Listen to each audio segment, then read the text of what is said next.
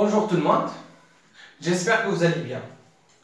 Alors, après avoir parlé de l'appareil reproducteur mâle et l'appareil reproducteur femelle, le lieu de la production des gamètes chez la femme et chez l'homme, et déterminer le rôle de l'ovaire et le rôle des testicules.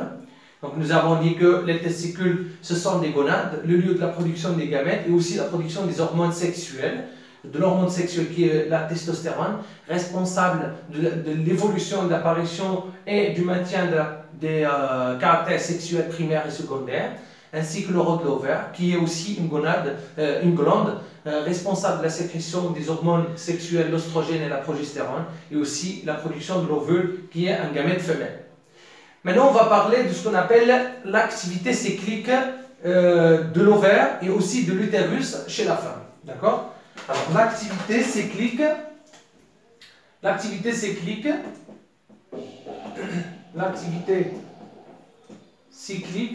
de l'ovaire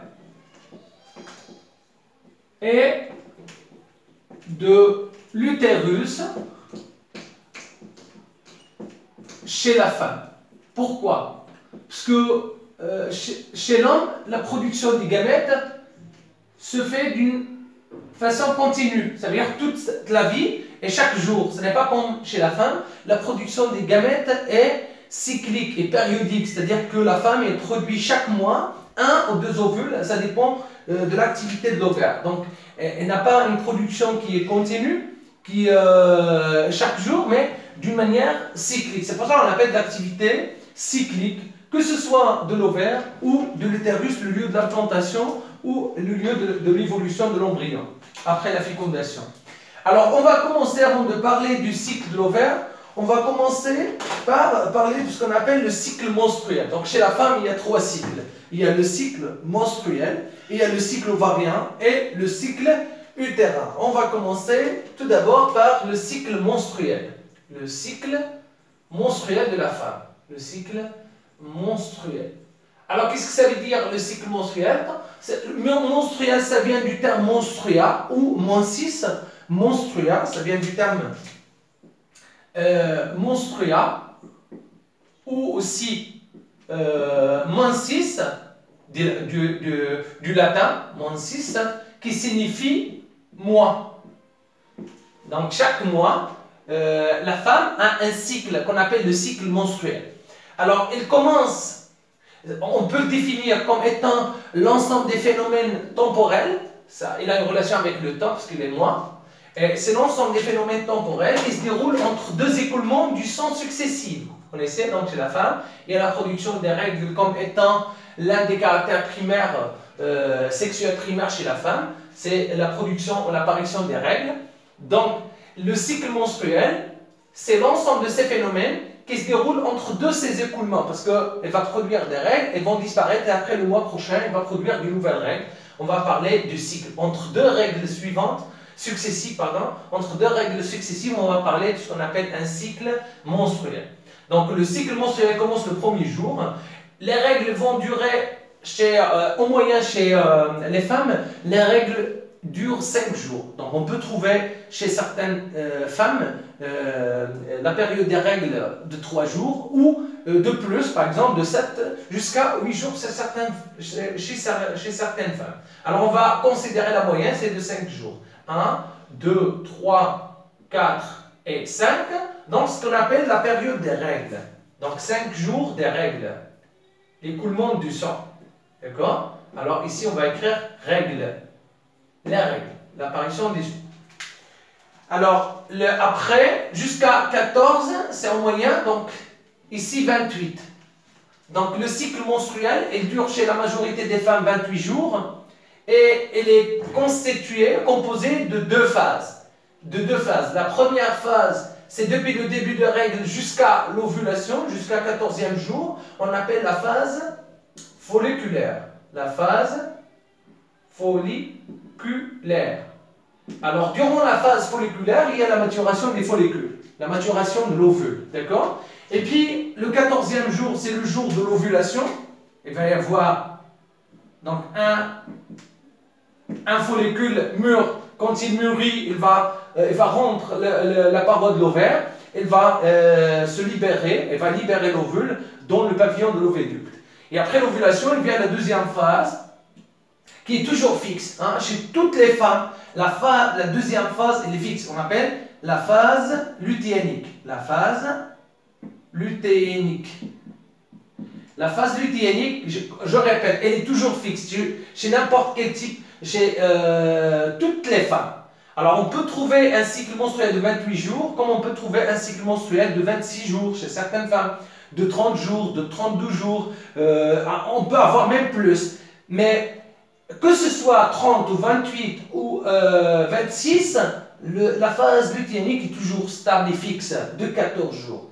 C'est-à-dire, si la femme possède un cycle menstruel de 30 jours, on va faire 14 et il nous reste 16. Donc, ça va être l'ovulation le 16e jour. Ça va être l'ovulation. Donc, ici, la phase folliculaire va être 16 jours et la phase lutéinique de 14 jours. C'est les de 30, de 32, on va avoir ici 18 et ici 14. C'est les de 26, on va avoir ici 14 et ici 12. D'accord? Alors, toujours la phase lutéinique chez la femme est toujours fixe chez toutes les femmes. Alors, je répète, donc, le cycle menstruel, il commence le premier jour des règles et prend fin la veille des règles suivantes. Parce qu'à partir de 28, demain, ça va être le premier jour des règles suivantes. Donc, le cycle menstruel, c'est tout ce qui se passe, tous ces phénomènes temporels qui se déroulent entre deux écoulements du sang successifs. Donc, elle commence le premier jour des règles et prend fin la veille des règles suivantes. Ça, c'est le cycle menstruel. D'accord? Alors, après, on va parler de ce qu'on appelle... Donc, elle est toujours en parallèle. Hein, ça se fait en parallèle. Les trois cycles, cycle menstruel, ovarien et utérin, se font en parallèle. Alors, en parallèle, donc le cycle... Je vais écrire ici le cycle ovarien. Le cycle ovarien, comme j'ai expliqué la dernière fois, le cycle ovarien, vous savez, l'ovaire aussi est une glande. C'est-à-dire, elle joue deux rôles, elle est mixte, parce qu'elle produit l'ovule et aussi, elle sécrète des hormones sexuelles. Alors, dans l'ovaire, j'ai dit que l'ovaire, elle possède à l'intérieur un stock, une réserve de ce qu'on appelle des cellules souches ou des cellules mères de l'ovule, qu'on appelle des ovogonies.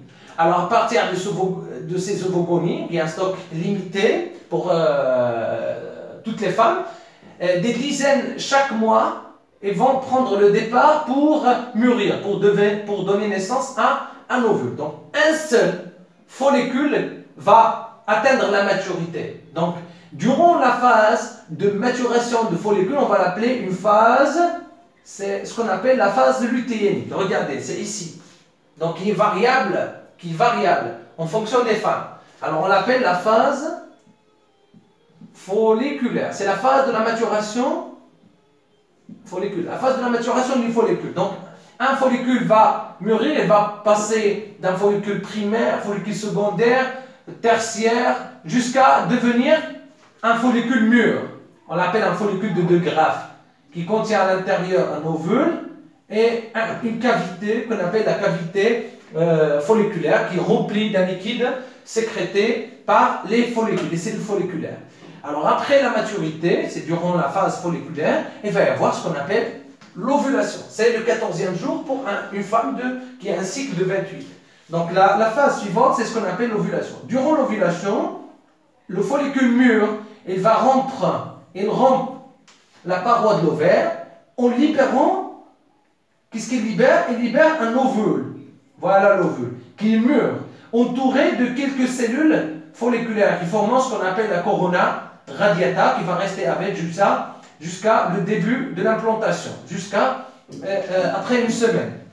Après une semaine de fécondation. Alors cette phase, ça s'appelle l'ovulation. D'accord? Après l'ovulation, ce qui reste du follicule va se transformer en corps jaune. D'accord? Ça s'appelle un corps jaune. Donc le corps jaune, si la fécondation a eu lieu, c'est-à-dire si un rendez-vous, un contact entre l'ovule et le spermatozoïde a eu lieu, le corps jaune va persister en sécrétant l'hormone progestérone qui va préparer et qui va garder la muqueuse utérine prête pour recevoir l'embryon. Si la fécondation n'a pas eu lieu, le corps jaune va se transformer à la fin du cycle en corps blanc qui va se dégénérer à la fin du cycle. D'accord? Le corps jaune, si l'ovule ne rencontre pas un spermatozoïde, le corps jaune, ça va être le corps jaune, va se transformer en corps jaune. S'il n'y a pas fécondation, corps blanc. Corps blanc. Alors, si la fécondation n'a pas eu lieu, le corps jaune va se transformer en corps blanc qui va se dégénérer à la fin du cycle. Et le cycle reprend. C'est-à-dire le 28, le 1, il va reprendre le cycle.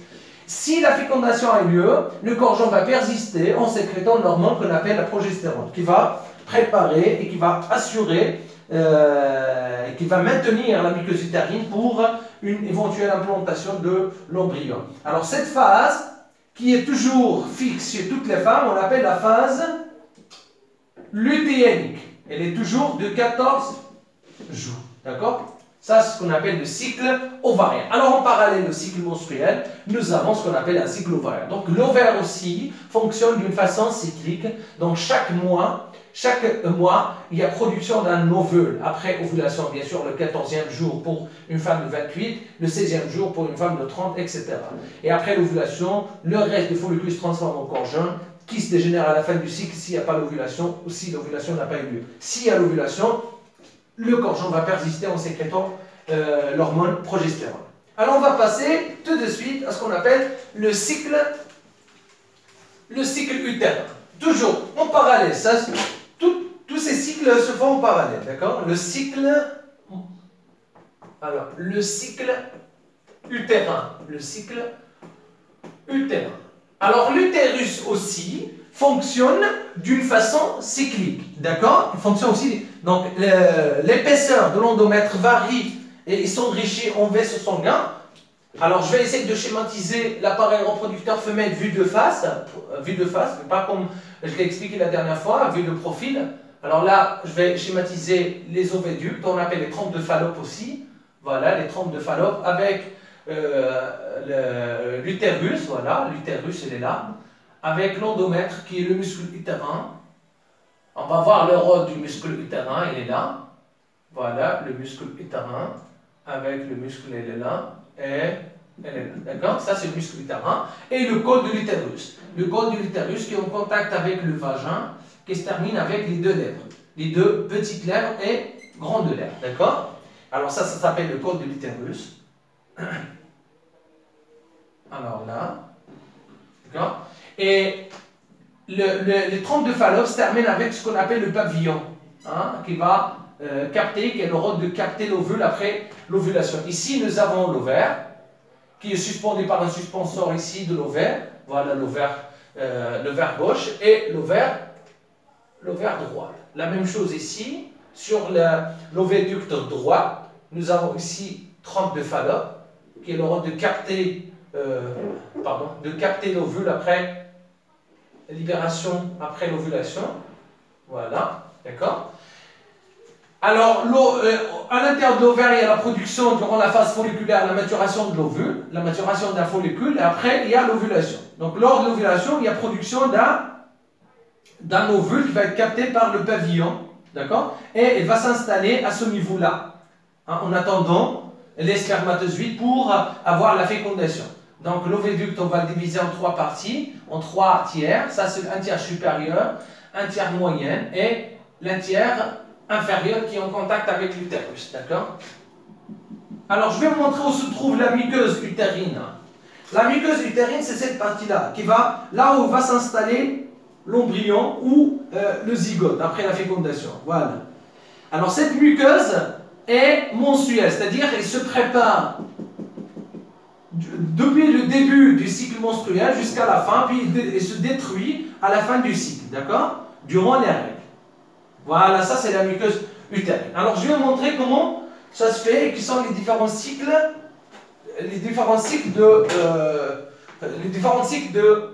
ou les différentes phases du cycle utérin. Alors je vais schématiser ici le cycle menstruel qui commence le premier jour jusqu'à, on a choisi le 28, et donc Le 14e jour, c'est le jour de l'ovulation. Alors, le cycle menstruel aussi est composé de 3 phases. La première phase, c'est la phase la menstruation. D'accord? La menstruation qui dure ici, comme on a dit tout à l'heure, on a choisi 5. La période des règles. D'accord? La période des règles, ici. La première phase, c'est la phase la menstruation. Alors, je vais schématiser la muqueuse utérine, comment elle évolue en fonction du cycle, des phases du cycle. Ça, c'est le muscle de base, c'est le muscle utérin. Et la muqueuse. Alors, le premier jour des règles, la muqueuse est déjà épaisse. C'est à la fin du cycle. Alors, qu'est-ce qui se passe durant le premier jour du cycle? Alors, durant cette phase, la partie supérieure de la muqueuse utérine elle se détruit et se dégrade. Et les débris de la muqueuse sont libérés à travers le sang ou via le sang des règles. D'accord? Il y a une destruction. Voilà, la muqueuse elle commence à se détruire. Hein, elle commence à se détruire jusqu'à le 5e jour où elle devient totalement détruite. Voilà. Et il y a la destruction de la muqueuse utérine. Depuis le 5e jour, ça s'appelle la phase, la menstruation. La menstruation. La menstruation. Et puis, il vient le début de la deuxième phase. La deuxième phase, c'est ce qu'on appelle la phase post-menstruelle, après les menstruations. Qu'est-ce qui se passe après la phase menstruelle, après les règles?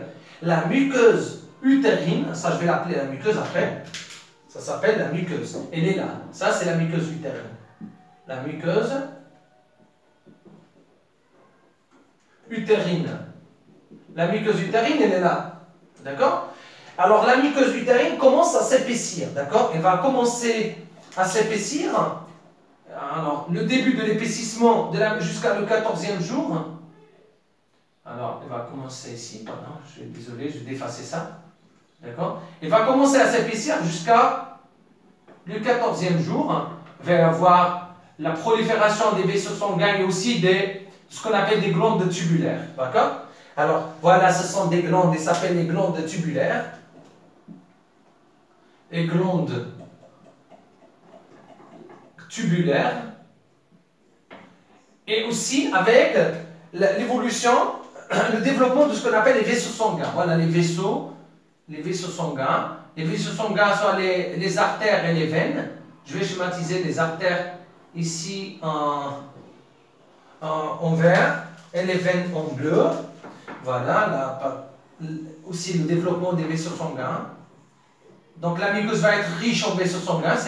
C'est pour cela, après la destruction, il y a la libération du sang. Donc le sang qui était dans les vaisseaux sanguins.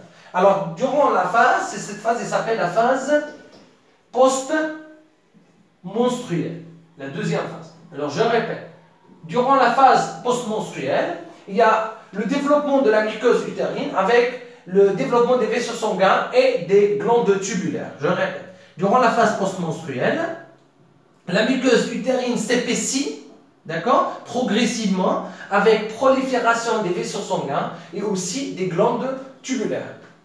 La dernière phase qui est toujours fixe, chez toutes les femmes, on appelle la phase prémenstruelle, d'accord? Post-menstruelle, ici la phase prémenstruelle. Alors, durant la phase prémenstruelle, la muqueuse utérine continue à se développer, hein, s'évoluer jusqu'à atteindre son maximum, donc il va augmenter encore, et les glandes tubulaires vont devenir encore plus saigneuses, hein. Elles vont s'insinuer, regardez les glandes tubulaires, et le maximum de l'évolution ou du développement de la muqueuse utérine, d'accord? Avec aussi le développement des vaisseaux sanguins aussi, regardez les vaisseaux sanguins aussi, à l'intérieur de la muqueuse utérine, d'accord? Les vaisseaux sanguins aussi, la même chose. Alors ça, tout ça se déroule durant la phase prémenstruelle pour se préparer à une éventuelle gestation après la fécondation. Donc je répète, durant la phase prémenstruelle, qui est toujours fixe chez toutes les femmes, elle est toujours de 14 jours. Durant cette phase, la muqueuse utérine continue son épaississement et atteint son épaisseur maximale. Donc, et les glandes tubulaires deviennent encore plus saigneuses et pour se préparer à une éventuelle nidation au développement de l'embryon en cas de fécondation. D'accord? Alors, il faut noter que si la fécondation n'a pas eu lieu, d'accord, si l'ovule ne rencontre pas un spermatozoïde, la muqueuse utérine se dégrade et les vaisseaux sanguins aussi, et les débris sont libérés avec l'écoulement du sang durant les règles suivantes, d'accord?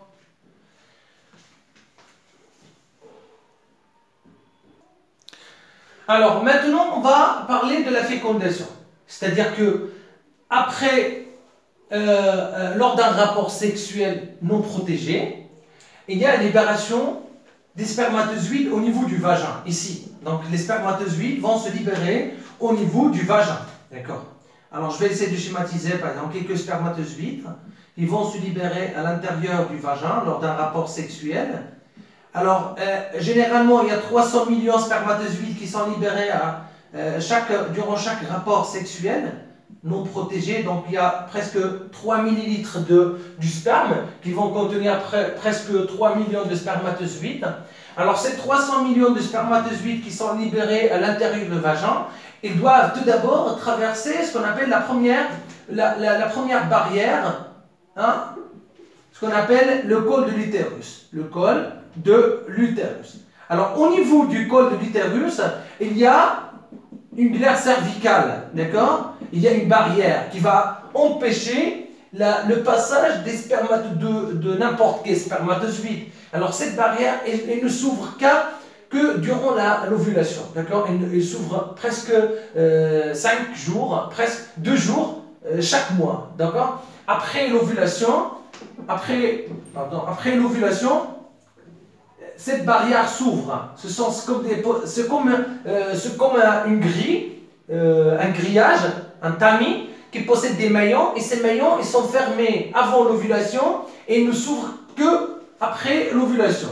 Donc, lorsqu'il y a l'ovulation ici, alors lorsqu'il y a libération d'un ovule entouré ici d'une couche de vasa recta, une couche de corona radiata, les maillons de ce tamis, de cette barrière, commencent à s'ouvrir. Donc, ils vont permettre le passage de spermatozoïdes, mais pas n'importe quel spermatozoïde. Donc, les spermatozoïdes qui sont déformés, parce qu'on peut trouver des spermatozoïdes avec une double tête, des spermatozoïdes avec double flagelle, spermatozoïdes avec une tête déformée, par exemple une tête qui est élargie comme ça. Donc, les spermatozoïdes qui ne sont pas normaux ne peuvent pas traverser la barrière du col de l'utérus. Donc, il va y avoir ce qu'on appelle la première étape de la sélection des spermatozoïdes. Donc, seuls les spermatozoïdes aptes et qui ne sont pas déformés, des spermatozoïdes qui sont normaux, qui vont pouvoir traverser. Donc, que des milliers qui vont arriver à franchir la première barrière du col de l'utérus. Alors, des millions, 3 millions de spermatozoïdes, que des milliers qui vont pouvoir traverser cette barrière. Les autres, ils vont rester coincés dans la première barrière du col de l'utérus. Alors, les spermatozoïdes qui vont réussir à traverser la barrière du col de l'utérus, elles doivent franchir toute cette distance pour arriver au niveau du tiers supérieur, comme j'ai dit tout à l'heure. Donc, l'oviducte est subdivisé en 3 tiers. Ça, c'est ce qu'on appelle le tiers supérieur. Alors, le tiers supérieur, c'est tiers moyen, tiers inférieur. Alors, les spermatozoïdes doivent traverser toute cette distance pour arriver au niveau du tiers supérieur. Bien sûr, ils vont trouver le chemin exact, ils ne vont pas aller. Certains, des dizaines qui vont tromper, vont choisir la mauvaise direction, mais il faut savoir que l'ovule, après l'ovulation, il commence à sécréter des phéromones, à sécréter des substances chimiques qu'on appelle des phéromones.